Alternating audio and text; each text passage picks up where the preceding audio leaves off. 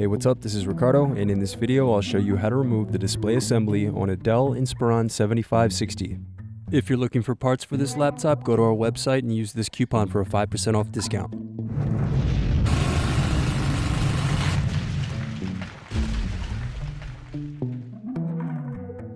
First unscrew, then remove bottom base.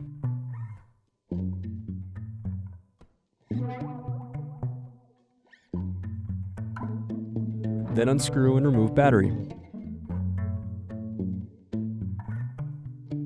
Now unscrew and disconnect antenna cables. Then disconnect display cable. Then unscrew and remove display assembly.